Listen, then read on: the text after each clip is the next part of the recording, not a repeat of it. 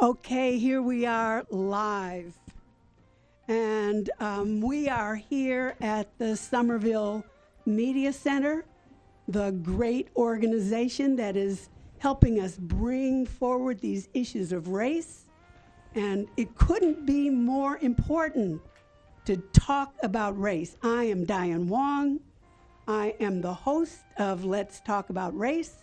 I'm here with my co-host, Farrell Saunders, and we both co-produce podcasts, Let's Talk About Race.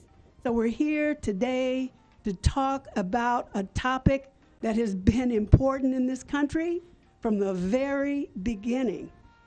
And we're here to say that the time is now. The time is now. We're late, but the time has to be right in this moment to talk about race. So I'm here with a panel of people who have experience in race. So all of us have perspective, and by the end of this program, I'm inviting everybody here and everybody who can see me on our live stream, and even people who can't see me. Get in contact. Let's talk about race. So today we have a panel: Rochelle Cook, Heather Mack, Farrell Saunders, Tina Cabral, and Crystal Chandler. And they're all going to participate with us and talk about race. We're going to have an opportunity to break out into breakout groups, and so you can actually talk more closely. The audience will get a chance to participate. And so I can't say enough. Let's talk about race. So I want to introduce the first panelist. The first panelist is Rochelle Cook. And Rochelle is, she's a wonderful person.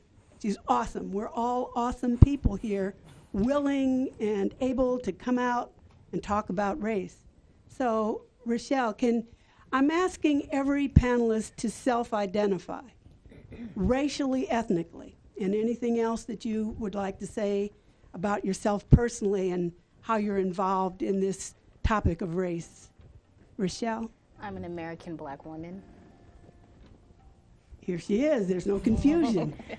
And there's a confusion going on about race and the Black category, and we're seeming to want to take the census and move a group out of that, and I'm against that. So here we are. We're talking about race. We've got an American Black woman who's not confused. So, Rochelle, can you tell us something about yourself and how you're involved in this topic of race? Well, I'm a filmmaker in the New England area. We all have mics They for have live mics. TV, but we just will project more for you. Okay. I'm an American filmmaker in New England, and a lot of the films that I do are on social commentary issues like police brutality, issues like the hypocrisy of feminism, just different building generational wealth in the Black community. These are the kinds of issues that I like to talk about in my films. My films are inspired by the Twilight Zone, so they're pure fiction, but they're told in that Twilight Zone kind of way. And just as a Black woman, obviously I experienced some ignorance, and I like to basically unleash my emotions of that through filmmaking, because I can't really argue with people, so it's just more productive to make films about it. And so, but also Rochelle has a very inspiring story. And so I'm going to encourage, can you tell us about yourself and how you got to be a filmmaker? Yeah, well, it's kind of hard to talk about, but I did grow up. I was born and raised in North Carolina. It was a very abusive environment, really violent and everything, but we got out of that situation. My mom fled, and she took myself and my siblings out of the situation. We fled up to Massachusetts, so that's how I ended up here. And I was entered into the school system for the very first time at 14. I got the honor roll, made it through high school, got my bachelor's degree in college. I started getting into filmmaking in college, and I've started producing my own films. I've made 10 short films, gotten into many international film festivals. I'm humbled to say I've won 3 film awards, and I'm just gonna keep going. So. And I know something about Rochelle's story, and so I just want to add, I'm sure I can add something. Rochelle and her family fled a domestic violence situation. They were in a domestic violence shelter here in Massachusetts, where they were able to find shelter for a year. She hadn't gone to school where she was in North Carolina, but her mother had homeschooled her. And so she was able to, and I think it's also significant that in the homeless shelter, she found people that helped her. She thanks them, she's grateful to them. So the reason this is such an important story, she had a hard start in life. She didn't go to school until she was 14 years old. But as soon as she got the opportunity, she started to move in with her education. So this is important to all the young kids out there, that doesn't matter how you start. What matters is what you make of it. Just get yourself moving. You can do it. She can do it. You can do it. So thank you. We'll come back. We'll come back to Rochelle. She's got an important story to tell. I want to move on to Heather.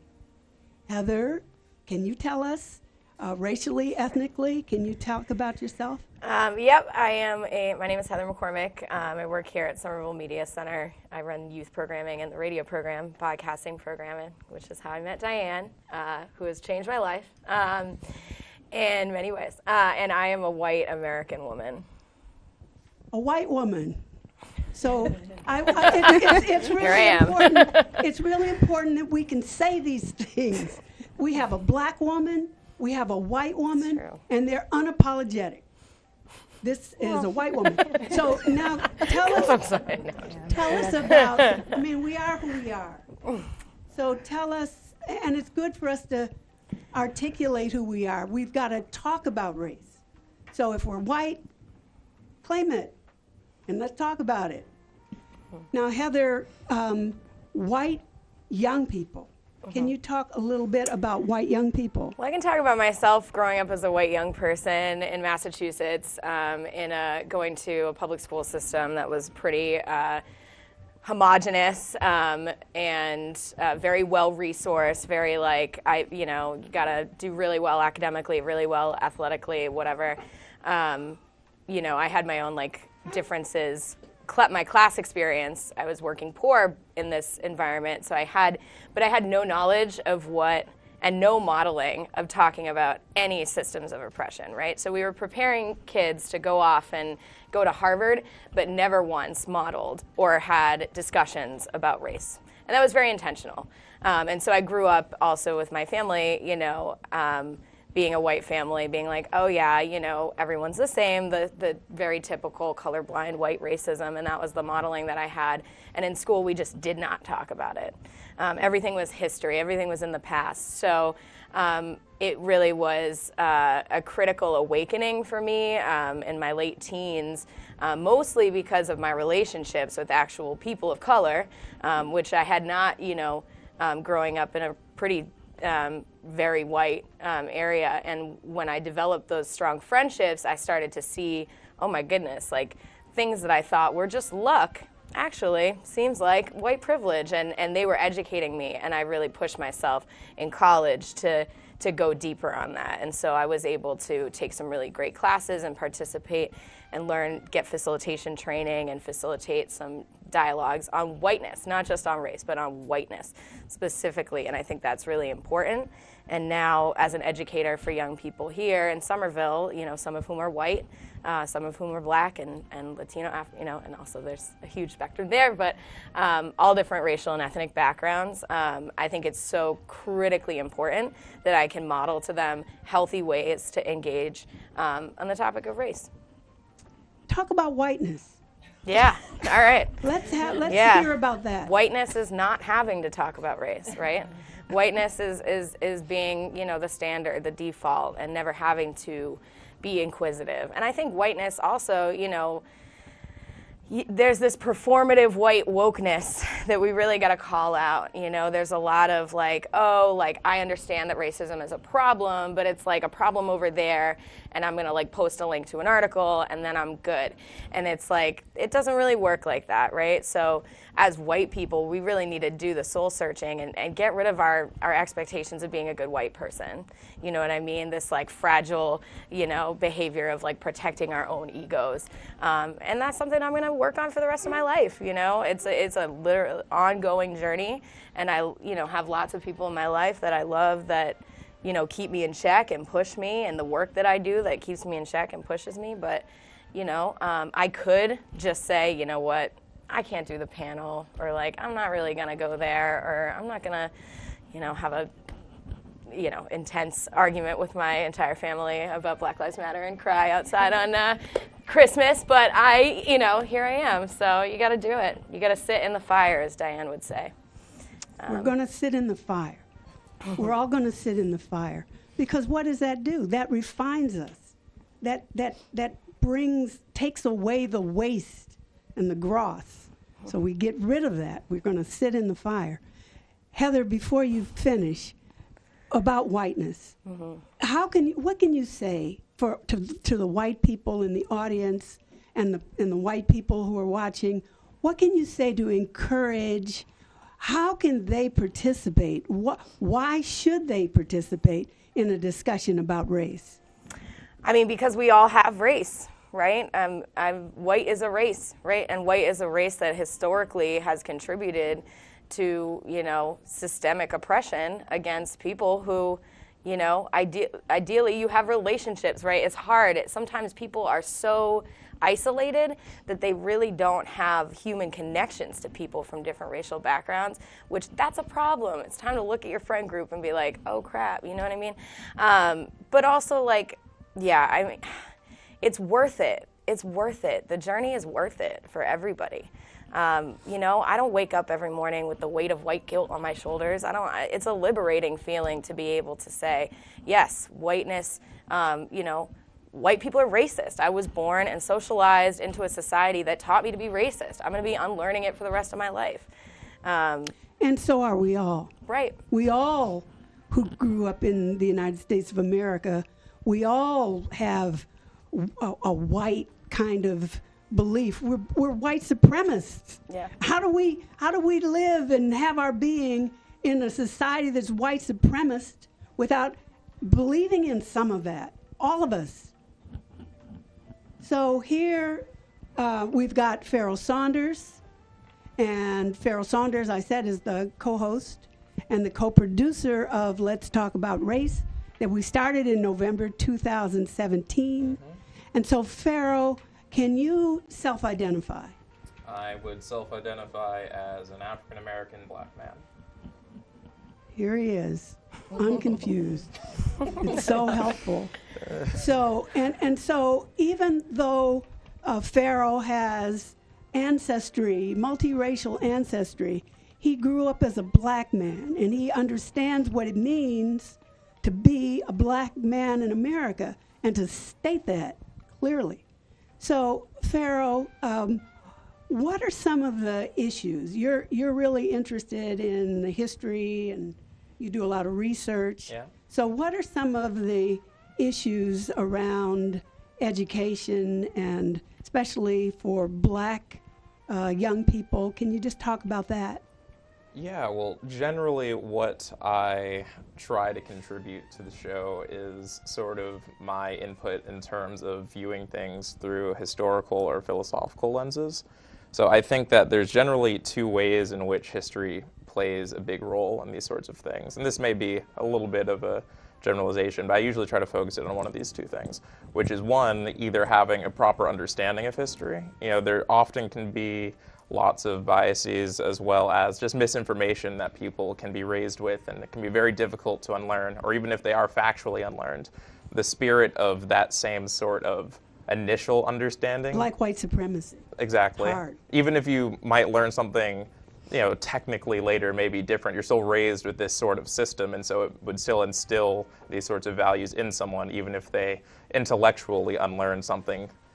And beside that, it's also understanding the importance of history. So a lot of people might have a very good textbook understanding of history, but might not understand the real importance of what roles that could play in their lives currently, right? Like someone might say, like this is something that people say all the time, like Heather just mentioned it recently, is you might learn about something, but then you'll say, oh, it's in the past. That doesn't affect me now, that doesn't affect you now. It's like they're dead. That can't matter now because we're alive. And that's just a very short-sighted understanding of the sorts of roles that these factors can play in the current day. What are some of the roles that the factors play? Well, there's a lot, but one that I was going to talk about in some detail today is specifically the role of how you not exactly self-identify, but how you view yourself in the lens of history. So if you are consistently researching things, you're consistently taught things that only specify and only focus on a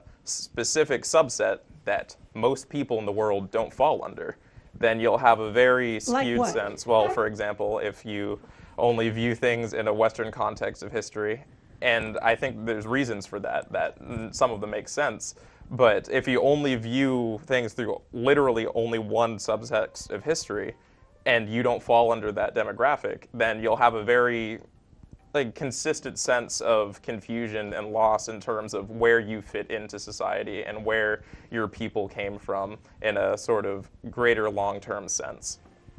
So as a black man, what kind of an education, for black people, for black young people, black youth, what do they need? What do you suggest? I think that a lot of things are needed, and specificity to what I was just saying, I think that understanding that your story doesn't start with slavery is important, because I feel like that's something that any person from the African diaspora can relate to if they're raised in a Western affected country. Well, every country's Western affected, but specifically like the United States, the Caribbean, South America, etc. You read that's where your story starts, right? Your story starts with slavery, and then it goes up to the modern day, and that gives you a very specific sense of where you think your people came from. And not only you, and this is why it affects non-black people as well. If your education on black history says black people's story starts with slavery, then that will affect how they see black people as well. And so I think it's really important, especially for black people, though I'd say for everyone, to understand that that isn't true, that there is a very rich and complex history of where black civilization comes from. Every European, regardless of their specific ethnicity, knows about ancient Greece and ancient Rome. I think it's important for black people to know things about the Songhai Empire, the Mali Empire, the Zulu kingdoms, et cetera, et cetera. And I think that if you have these sorts of understandings of the great things that these civilizations have accomplished, then you would understand that not only do your people come from somewhere just like everyone else, it's not like a void, that you would have a sense of pride in where you come from, like people should have.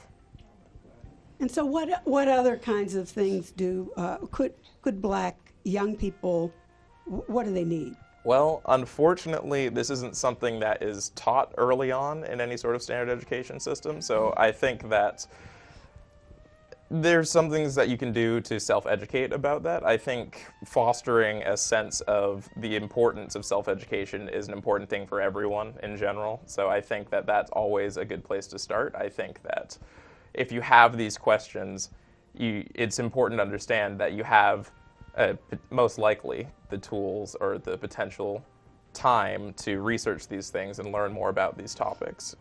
So what about the teachers that they come into contact with? How important are role models? I think that role models are incredibly important. I think that that is something that can be difficult. I think that if you feel as though you can't relate on a personal level to your educators or immediate role models in that sense, besides like your parents, for example, then you might not be able to closely associate enough in a way in which you could open up about how you are potentially wondering about these things. You might just feel as though it is your duty to assimilate to your role models or your peers, and thus asking these questions would be going out of line of those things. And so having role models, regardless of what background they are, explain that it is not only normal, but encourage that it's important to ask these sorts of things and understand these sorts of things would be a great addition to this sort of difficult task that young people have to go through. So then you mean that if you're a black young person in school and all over the place, that having black people that look like you, people that maybe feel some of the same things that you feel, so that then you can grow up feeling what? I think that that's definitely a big part of it, or even if they aren't black, just making it clear that it's important to know about your history as a black person. But if you can directly relate, in a sense, and I definitely think that there is a unmatchable quality in terms of being able to directly relate to someone like that. So I think, minorities having role models they can directly relate to on a racial level can also be very helpful for them. But in terms of what that leads them to create or leads them to understand, I think what that is understanding a sense of belonging in a historical sense, not that you just appeared on the timeline somewhere without prior explanation, unlike all the people that you read about, but a sense of cosmic belonging almost. Thank you. Tina Cabral, could you self-identify racially, ethnically? Self-identify as a black American woman. I am first generation from the Cape Verde Islands. Both my parents hail from Cape Verde. And I grew up in Cambridge, born and raised in Cambridge, Massachusetts. And Cambridge being a very diverse melting pot, we never saw each other by color or religion or anything of the sort. It was just all a very kind of mixed, diverse community. And so I almost feel like it was a privilege growing up in Cambridge, because a lot of the diversity buzzwords that came forth in years later, it was very natural for us. It was very natural to have a person of any hue, any religion, and any background, including socioeconomic background. So I feel very privileged to come from that standpoint and see everybody really in terms of character and what you bring to the table. Now that may not be, and I am clear in understanding that may not be the way that I am always perceived. I may be perceived by the color of my skin, in that I may be too light or too dark to fit in a certain category. But again, growing up in Cambridge, I've always been aware of that, and I've always been true to myself. And in growing up with both very strong mother and grandmother, I've been able to be comfortable in the skin that I am, embrace my ethnicity as a Cape Verdean American in the culture, in the language, in the food, in the music, and everything. And in terms of my race as well, being true to my race, no matter how light or how dark, we as a people, as Cape Verdean descent, we come in all hues, and we embrace our culture. So growing up in Cambridge, I had a lot of African American friends. I had a lot of white American friends and friends of all different backgrounds. But I've always identified with being a black woman in America, and of course identifying with issues that comes along with that as well. So growing up in my household with a Cape Verdean mother who spoke English as well, and a grandmother who spoke no English, I had to figure out a lot of sort of things about race myself, because in the household it wasn't taught. It was just your ethnicity is this, and take people as such. And race wasn't really an issue. It wasn't until kind of getting into school and kind of in the world that you kind of learn about race and race relations, because back in Cape Verde, it's all about culture. And no matter, again, how dark or how light you are, you speak the language, you eat a little cachupa, and you're good. You're part of the culture. you know, even as a white person, there are many white people who have migrated to Cape Verde and learned to speak the language and are embraced as the natives. So it's really a difference between ethnicity and race, and I've had to kind of merge both worlds, sometimes under difficult circumstances. So Tina, we're going to talk with Tina about, we have immigrant issues in the United States. We're seeing that all the time.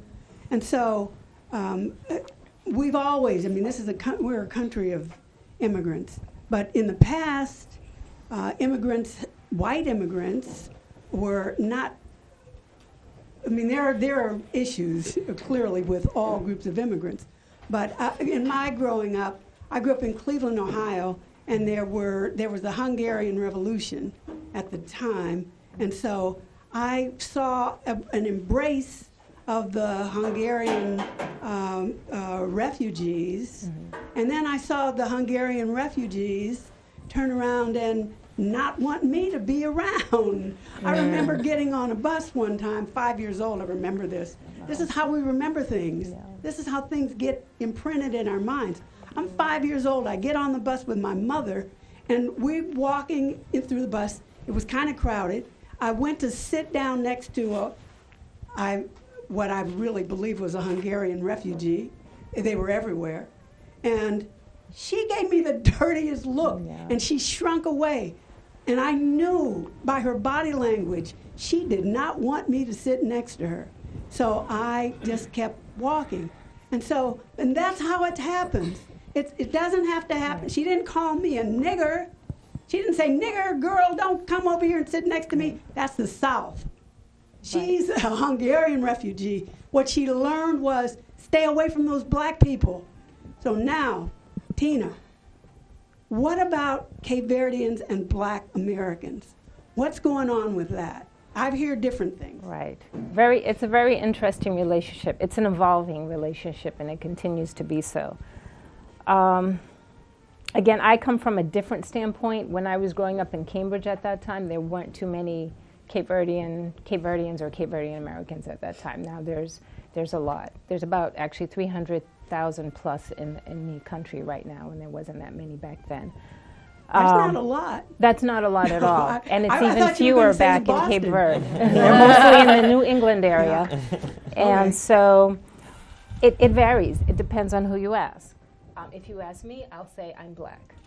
If you ask another Cape Verdean who could be darker skinned than me, they will say that they're Cape Verdean and they're not black at all.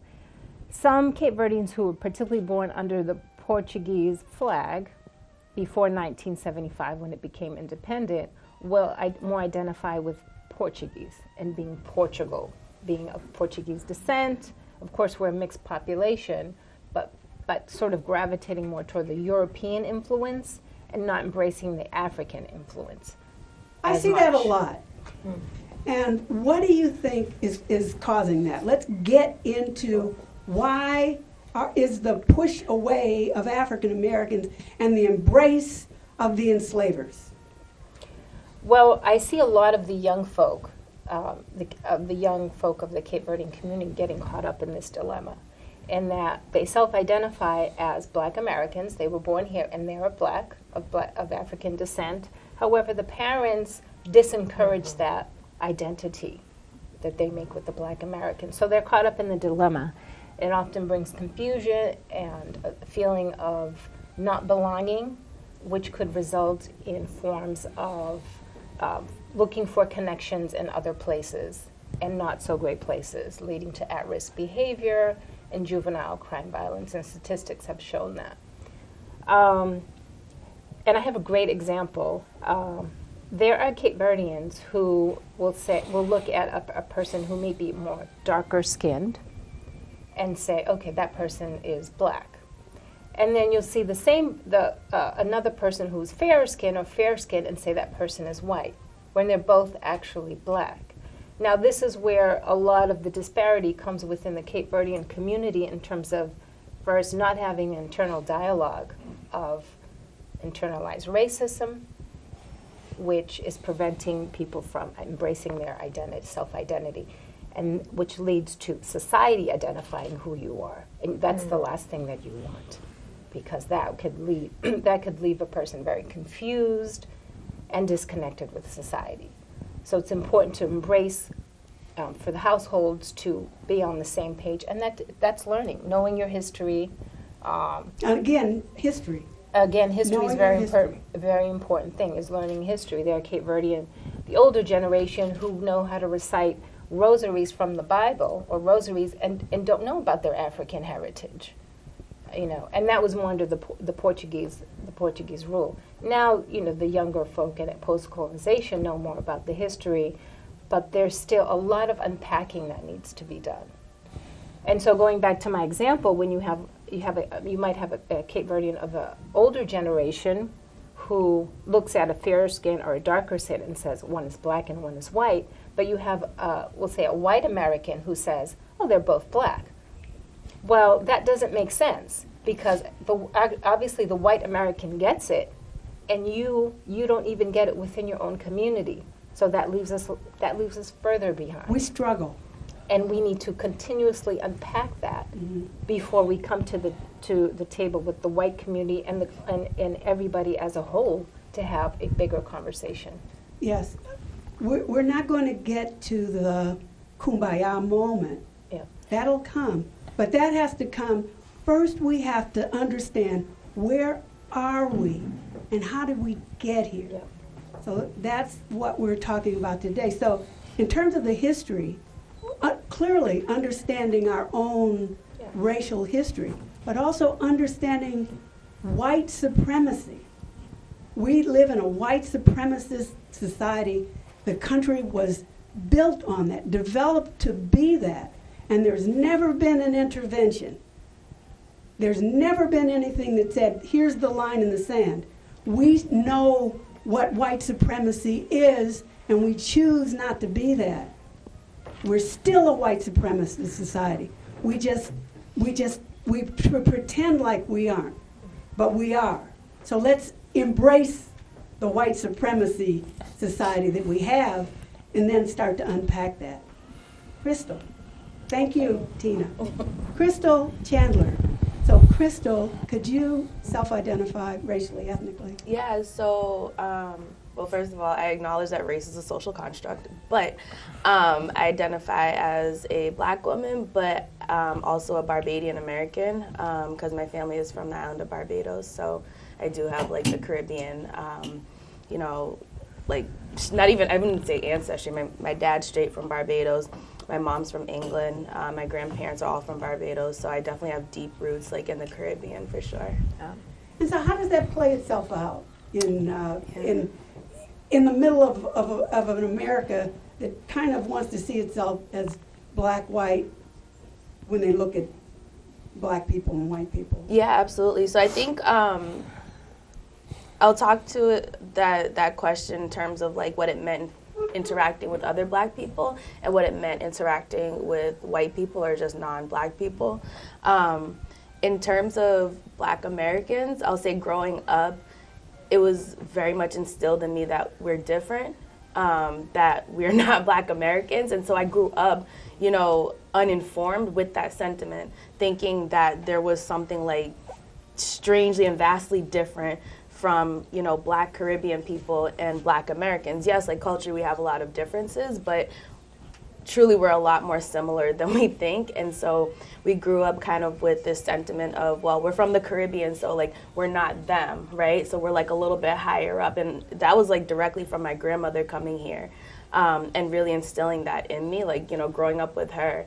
And I think in terms of what it meant dealing with white people, I was black, you know, like, they didn't know where in the world Barbados was. And even till this day, they're like, Bahamas, or I'll say, like, I'm Bayesian, right? Because that's what we are, we're Bayesian. They're like, Beijing, like, in China. So it was, like, a really different experience that I had, because I'm over here trying to geographically show, you know, white people where Barbados is, and over here with black Americans. Sometimes it was the same, too, but it was also this, like, disassociation, because it was instilled from me from a young age that we were not Black Americans. And so I grew up literally saying that, like, you know, I'm Black, but I'm not Black American, or I'm Barbadian, I'm not African American, right? And it's only over the years that you get knowledge and, you know, you have more interactions that you realize, like, how absurd, like, that sentiment is. And, you know, it's one of those things, I think everyone said, it's all about, like, unpacking what you learned and figuring out how you can move forward in order to, like, you know, essentially just be a better person. So, yeah, that was kind of, like, my instilling and, like, upbringing regarding, like, being a Barbadian American and trying to figure out where I fit in terms of Blackness and Black Americanness. And, you know, I wasn't American, but I wasn't, you know, like, Black American per se, because there were certain, like, cultural differences in terms of, like, coming from the South. That's what I was taught. Like, Black American meant you came from the South, and I was like, well, okay, we don't really, like, you know, identify with, you know, the Southern culture, but we don't really identify with the American culture. It was, like, so confusing. So I think racially and ethnically, like, this journey has been nothing less than a roller coaster. Yeah. So this is great, and the reason that this is really important, not just because the topic is let's talk about race, we're talking about race, but also we're starting to see that the issues aren't just with white people. The issues we've got in the Black community, as you can see, just talking to a couple of people here, you can see that we're struggling. And I think that the main reason that we struggle, we don't bring this topic up. Colorism is big, and also people who say, I don't see race. I mean, come on. Come on. The only way you can not see, and even if you don't see, if you're not sighted, you're blind, you find other ways to see race. You hear a voice, and you can, and Americans, we can make tiny little distinctions. I've been watching myself to see, what do I see? In a glance, I can see, and I can tell, I can see what, in my opinion, this is all perspective. In my perspective, I see race, I see gender, I probably want to work in class. I can look at certainly age. So I see all that in a glance, less than a second of looking at anybody. And other Americans do the same thing. So take the blinders off. We see race, and it's not just, and we see color, and we see certainly class, because we have economic discrimination. That's called capitalism.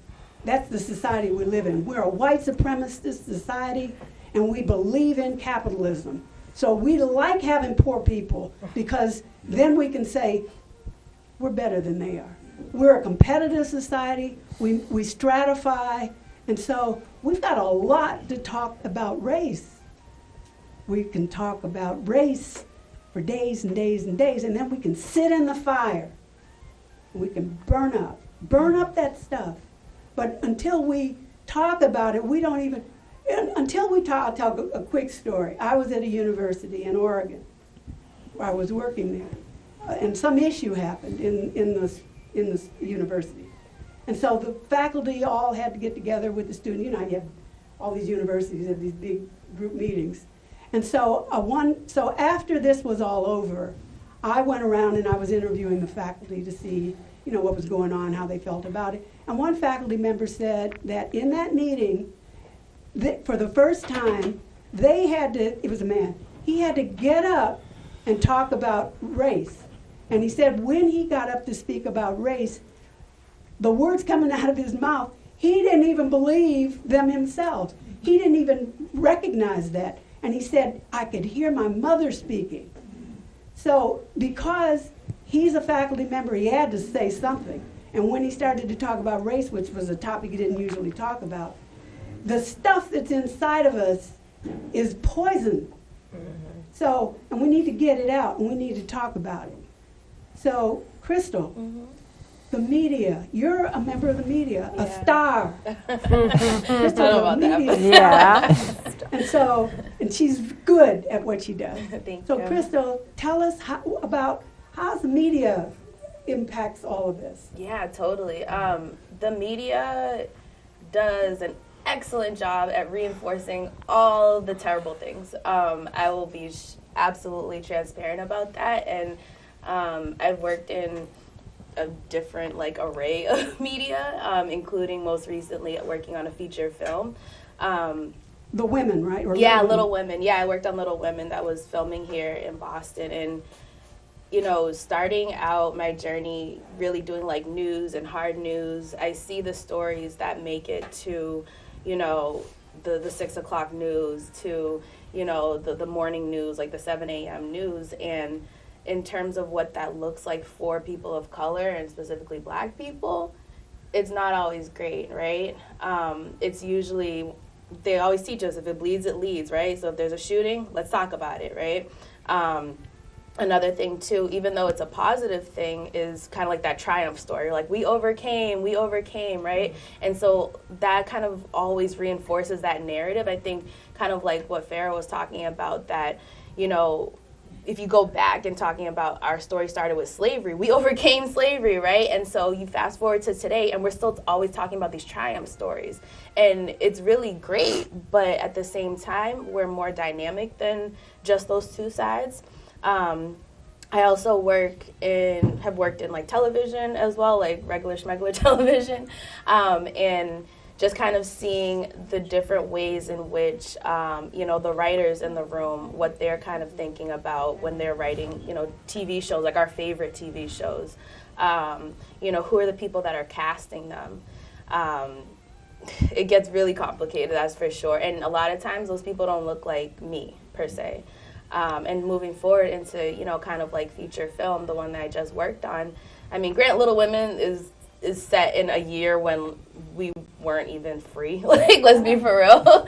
And even though quote unquote slavery was over, we were not free. And I can say, you know, like wholeheartedly, like that was accurate.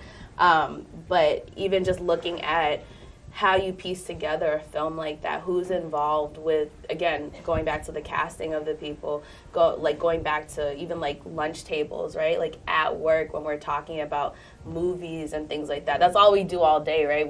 We're creating movies and we talk about movies, but even at, you know, in conversations with my coworkers, we're not talking about Black movies per se, right? Unless they're like the top tier Black movies that everyone's talking about.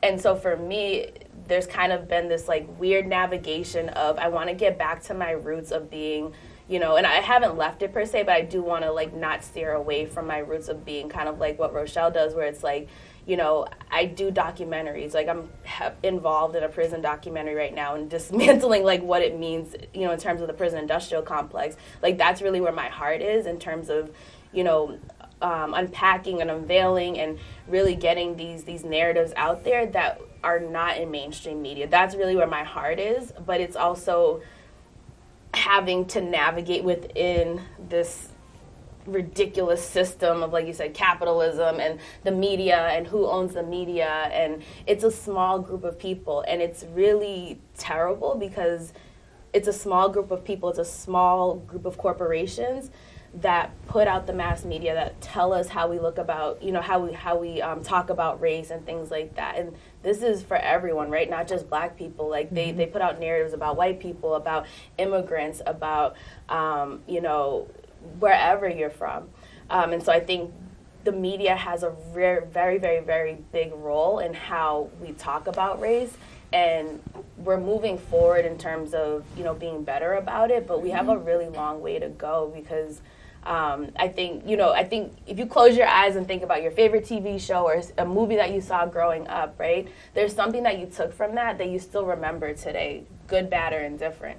So the media has a really big role, and sometimes they're not always responsible, you know, for the narratives that they put out there. You know, when you say that, what I think about, I remember the cartoons. Mm-hmm. The you know, you could always tell that it was supposed to be a Black character because they would talk in some kind of a Black jive way. And so, and those were the cartoons we would plop our kids in front of hour after hour of absorbing that racist, vile nonsense, and we haven't unpacked that. So let's talk about police brutality. Oof. What's going on? I mean, why is that going on in the United States of America? Why do we know that we're killing black people, black men in particular, because the police are afraid as soon as they see the color of their skin, and they shoot them and they kill them, and we know that, and we haven't done anything about it. What's going on with police brutality? Well, I don't think that policemen are afraid of black people. There's nothing to be afraid of when you see a black person. When these policemen are killing these men are not armed. There's nothing to be afraid of. If anybody should be afraid, it should be the black man, because he's the one that doesn't have the gun, and the cop is the one that has the gun, and he has all his, his police posse with him with guns. So they're not afraid. I don't buy that for a minute. That's what they say to try to get themselves out of it. But they're victimizing these black men. I think a lot of times what's happening is they're going into, and you mentioned class. They're going into neighborhoods that have poor people, and these people do not have protection. So they think that they can go into these neighborhoods and treat people any old kind of way that they want, and they know that they can get away with it because historically policemen have always gotten away with it. Like we saw with Laquan McDonald, the cop, he got only, I believe, 8 years, but I know that he's probably only going to do 3 years. Of course, the other cops, they got off. So they get away with it. They know that they will get away with it. They know that black people, especially poor black people, do not have protection, and they won't go to jail. They won't be criticized by their white peers. Everybody's pro-Cabo cops are so good. It's like they're human beings. And the way that the policemen started, it was basically like slavery patrol. Slave patrols. Slave patrols, and yeah. And it continues till today. Yeah, so they didn't even start as people to defend and protect. That's not even how they started. They started as people to basically torture black people. So it's just something that continues to this day. And I actually made a film about it called Wrath City because... WRATH, Wrath. Yes. Because I was actually at a writing workshop in Boston, and in 2016, when all these police killings were happening on TV, somebody else had created this story on these clowns that were being oppressed, and I was the only black woman in the room. Everybody went around and talked about, the fact that, I relate to this because I think it speaks to the LGBTQ community. And I was the last to speak, and I was like, actually, no, I think that this is speaking to all these black people that are getting killed by these cops on television. And all the white people were silent, and they just went back to talking about how, gay people are violated and this and that.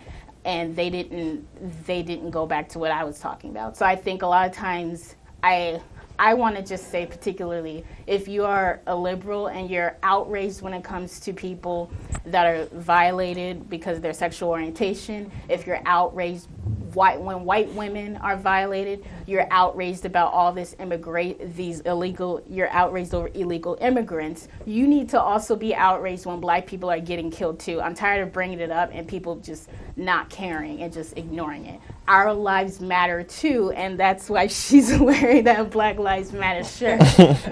Our lives matter too.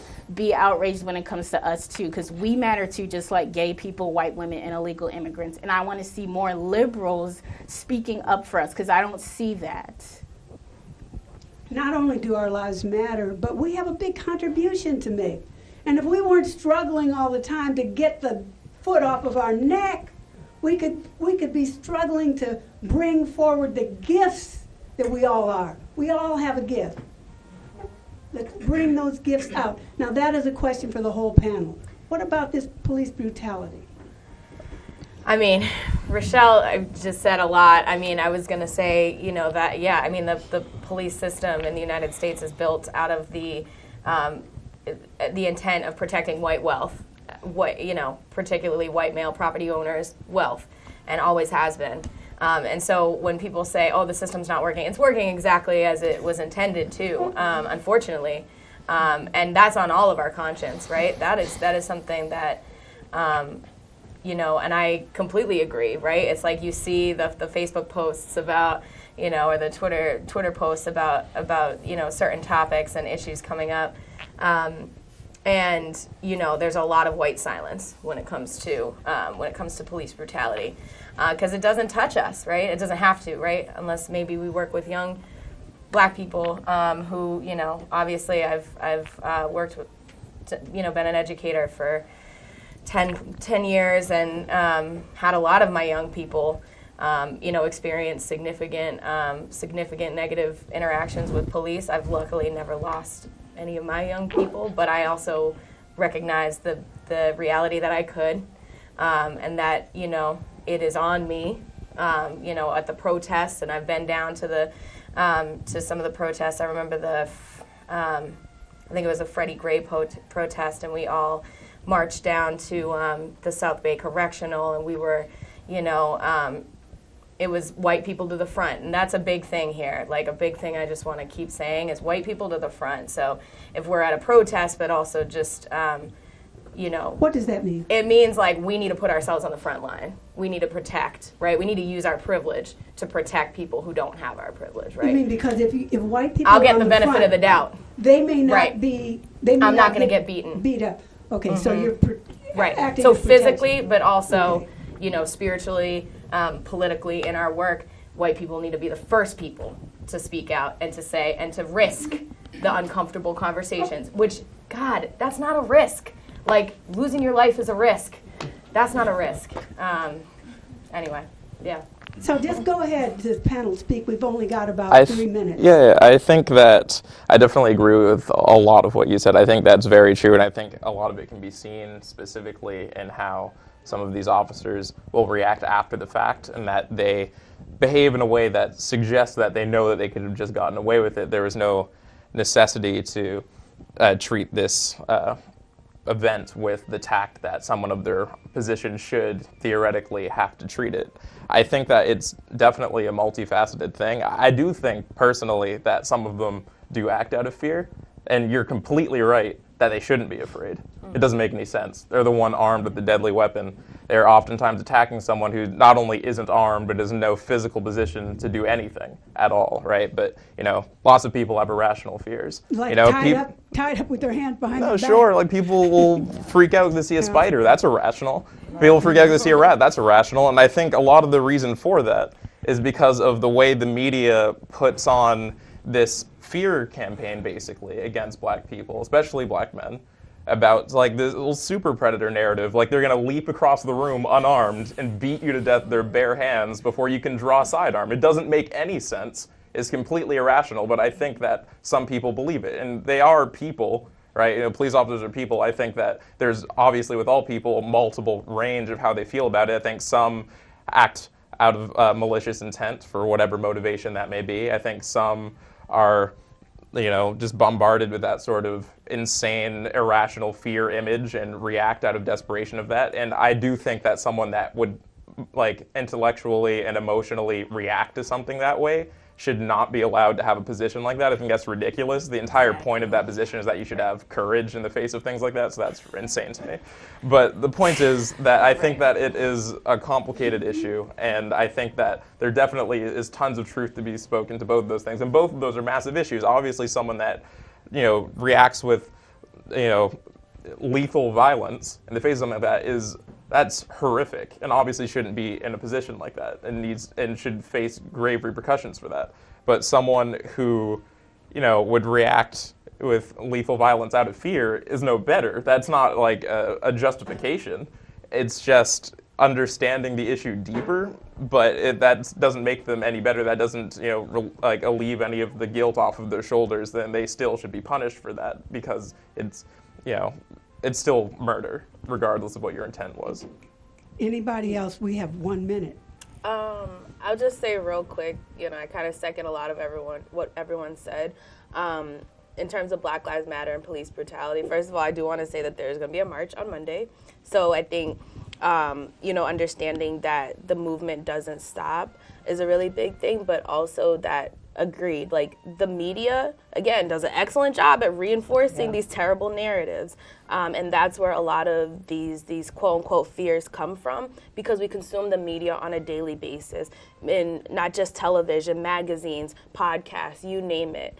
And so I do, again, like, the media has a huge responsibility in that, because that is what we consume on a daily basis. Imagine your day without any media, no social media, no television, no magazine, no newspaper, nothing. Oh my right? God, just ourselves? That's what I'm saying. So how would you, exactly, right? Yourselves and the people around you. Imagine how different the narratives that you ingest every day would change.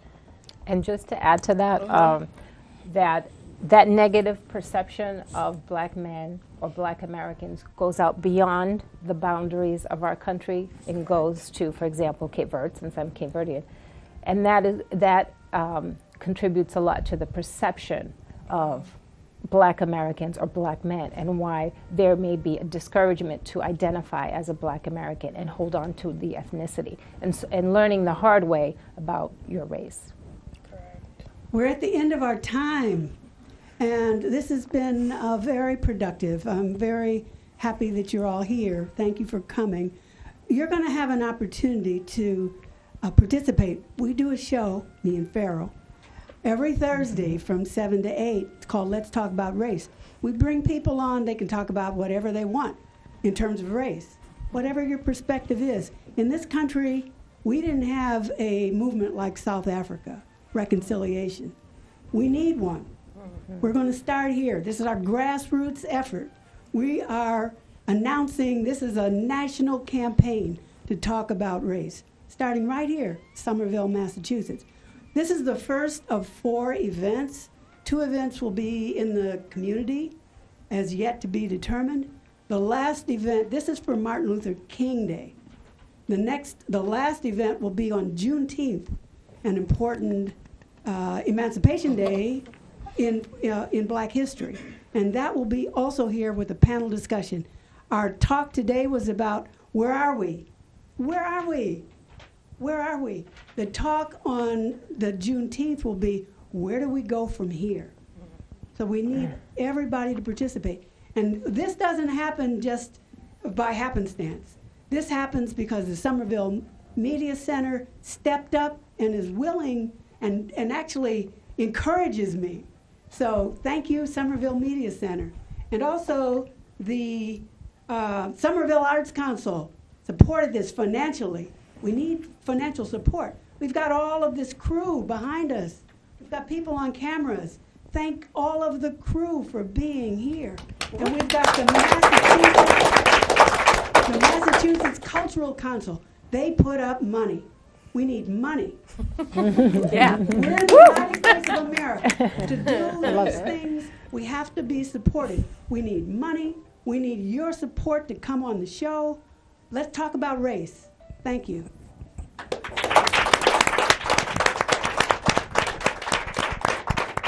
Right. So ideally there will be pizza outside waiting for us, but I think that was who was calling my phone the whole time. So. Also, we're going to eat pizza. We've got 15 minutes. Well,